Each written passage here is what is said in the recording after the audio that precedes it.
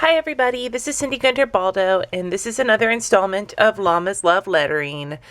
I first of all want to apologize for it being so long since my last lesson. I unfortunately got injured at work, and because my day job involves lettering, I was out of commission for work, and that means out of commission for Llamas Love Lettering. So it's been a little while. But I figured now I'm feeling a little bit better, so I'm back. Before we get into today's lesson, I just want to thank everybody who's been talking about my videos. I've been really excited to see people doing their llama lettering on Instagram. I'd love it if you hashtagged it. If you are on Instagram, I would love it if you follow me. My Instagram handle is at llama letters. Imagine that. And my hashtag that I like it for people to use is hashtag llamas love lettering. Isn't that just, perfect? Let me see, scan this in a little bit so you can read it a little better. Llama letters, llamas love lettering. Okay. Sorry, again, my eternal quest for finding the perfect camera angle. Okay. And then, if you haven't seen it yet, I have a website, llamaslovelettering.com, that has all of the worksheets on it for those of you who aren't in the group. Erin Condren Fans Gone Wild Uncensored. And then one other thing that I wanted to put on here is, oh yes, please subscribe, like, and comment.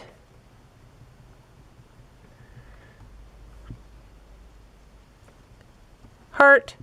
Thanks. Okay.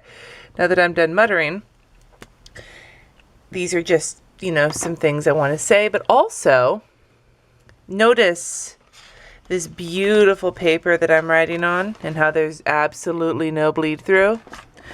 This is not a paid post. I did not receive this for free. I bought this with my own money, and I am commenting on my own volition. I smeared it though. Jelly rolls, they don't always dry so quickly, so just remember that. This is an Inkwell Press notebook. Oops, wrong way. Let's zoom out. Inkwell Press, I think it's called Planwell Journal. It's got like a hard cover. The pages are this really thick, luxurious graph paper. I did this drawing with a Pigma Micron, and this one with Jelly Roll. No bleed through. I haven't tested my Sharpie out, but actually here, why don't we give it a shot? Oh, let's see here. Where's my Sharpie? Losing my mind. Unprepared. There we go. Okay. This is my extra fine Sharpie, my personal favorite, and we'll say testing. Let's test it. Let's see what happens.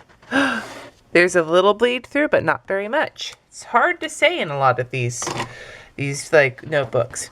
Anyway, I love this. It was like $20, maybe $25. It's very durable. It's a great size for taking out with you. I cannot stop gushing about the paper. So if you're looking for something more permanent to practice your lettering in, I suggest this. The graph paper and the thickness of the paper is just magical. Okay? Anyway, let's move on. So today, instead of doing lettering, I have gotten, in my little hiatus, I have gotten so many requests for doing Llamas Love numbering. So that's what we're going to work on today. I'm going to basically walk you through how to do numbers for each of the styles that we've talked about so far. Okay, today I'm using a jelly roll because I'm laying my Sharpie down for a little bit. I'm gonna go through each number as opposed to each font. Okay, that's just how I feel like doing it, because I want to show like the evolution of each number. Okay, the paper that I will have, the worksheet I'll have up, will just have a copy of all of these so that you can practice on them. I want to be, in the interest of transparency though, I do a lot of numbers at work. I write a lot of numbers at work, but I usually stick to the same style.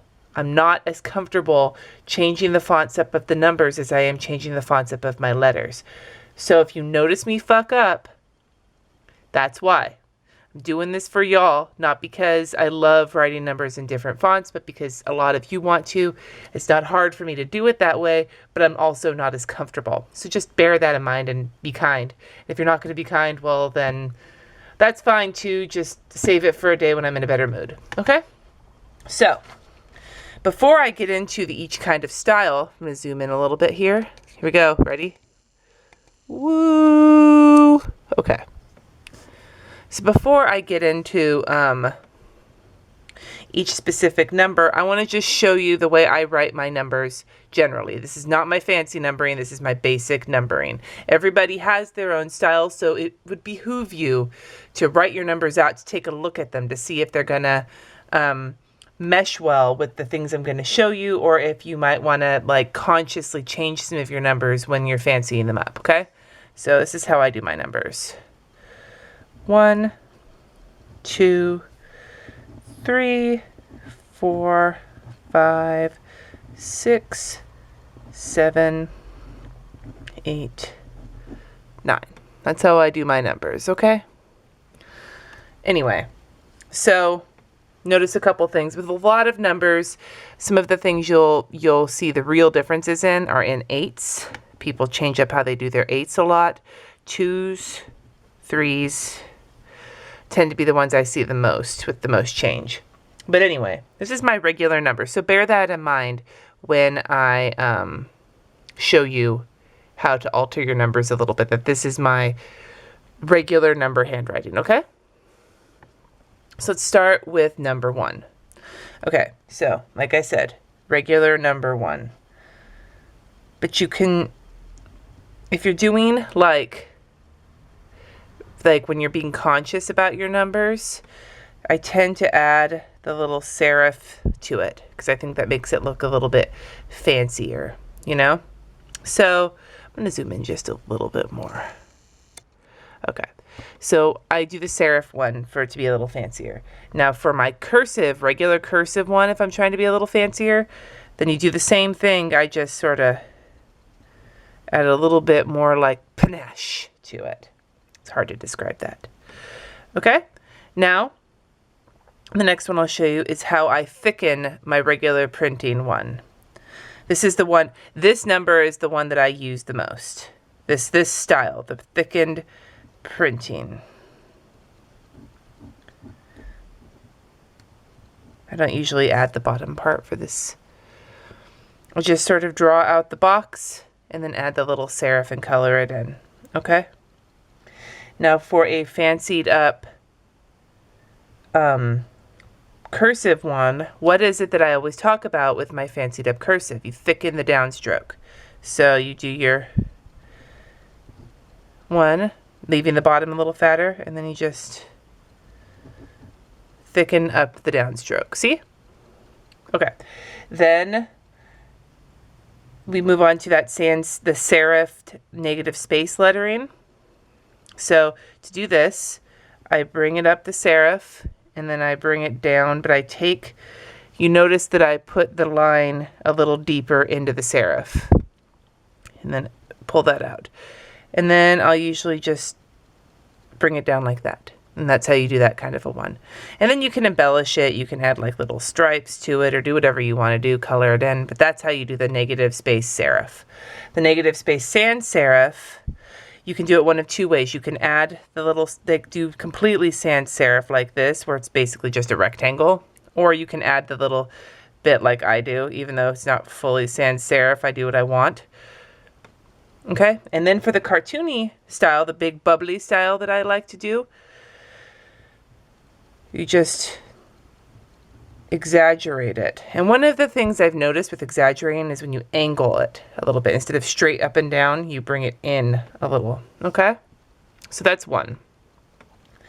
Let's move on to two. My regular printing two. When I do cursives, I usually add that little little bubbly.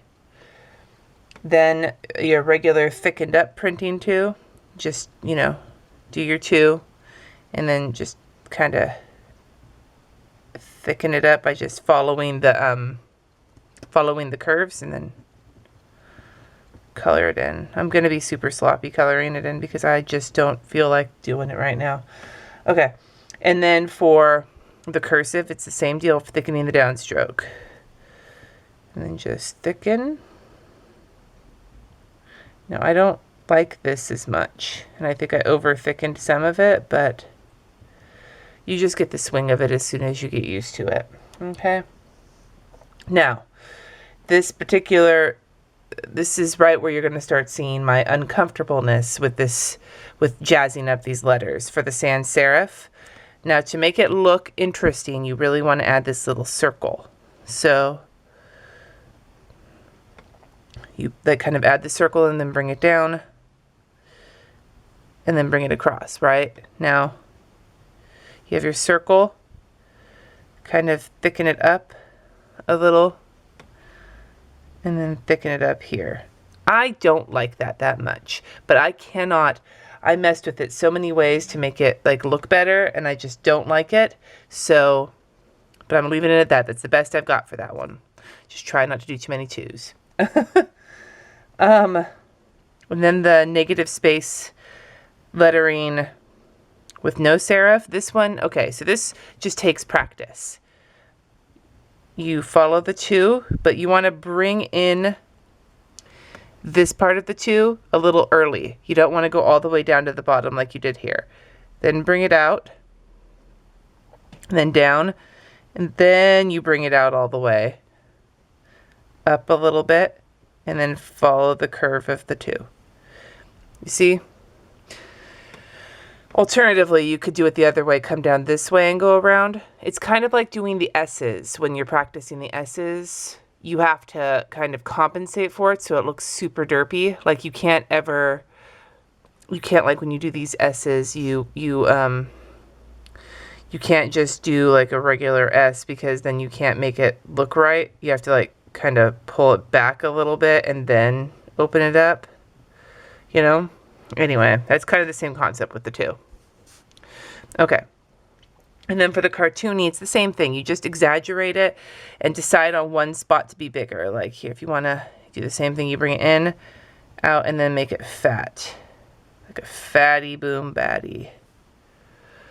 You just have to pick a spot to exaggerate. You can exaggerate the bottom or the top. I would not recommend exaggerating both. If you did the top, it would maybe be more like this. Depends on what you like and what you're looking for. Okay? Okay. Now, let's see here. 3. Printing. My regular printing 3, I just do it like that, right? Now, for cursive, you could consider doing more like add a little like detail to it. You see? Slight differences, but it makes it look interesting. Okay. For the thickened up 3, I just do my regular 3, and then I just sort of bring it around, and then fill it in. And then for cursive, you thicken the downstroke. So you just do the same thing. You follow the line of the 3, and just pull it out to thicken it. Okay.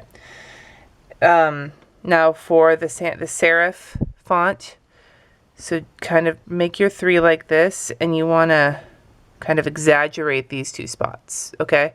Then kind of open those up, then bring it around, then drop it down like that.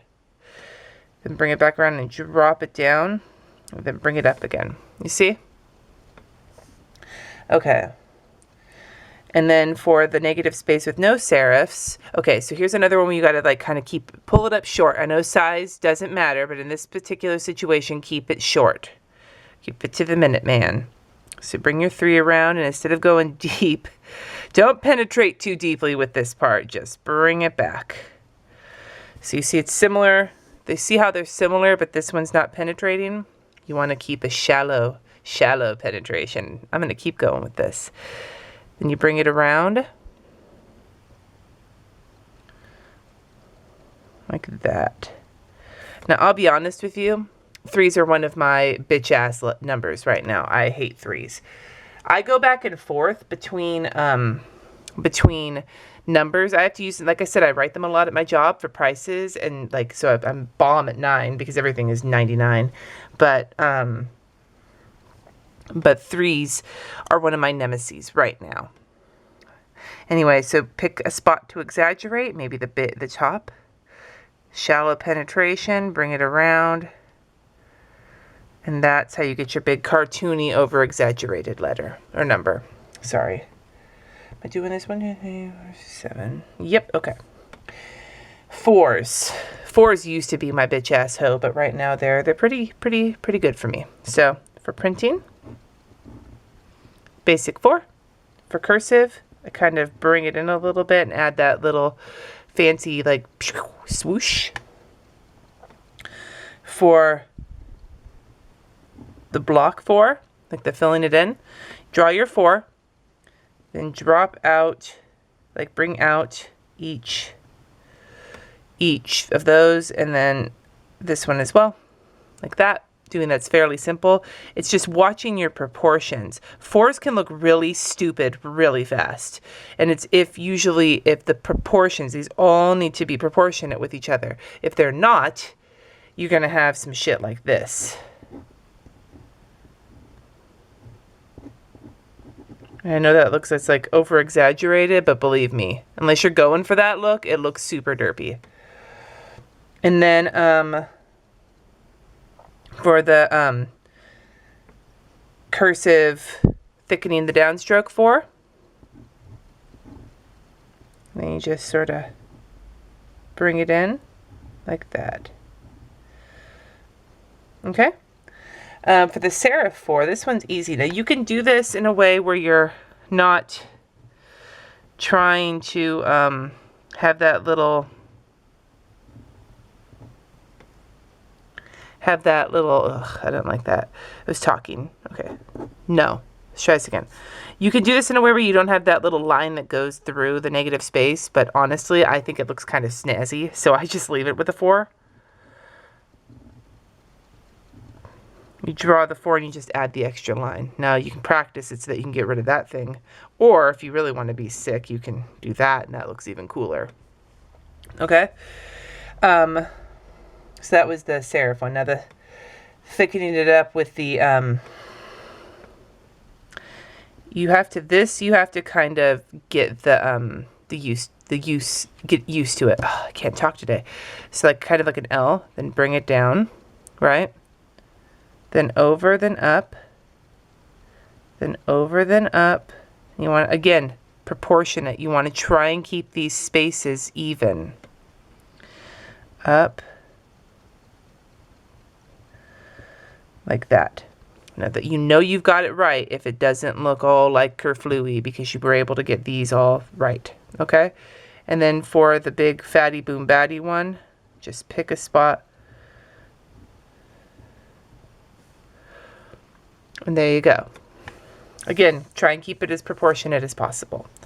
Okay, let's move on. 5s. This is getting late, so I'm going to try and go as fast as I can. 5. Printing 5. Cursive 5s aren't that different for me. I just sort of angle it a little bit more and add a little bit of a swirly to it. Okay, so for these ones, I got the hang of a 5 really well, but just draw your 5, then just beef it up like that and then color it in. Then for the cursive 5, and then just thicken your downstrokes. That's super clumsy, whatever. Okay. Now here's another one that I'm not a fan of.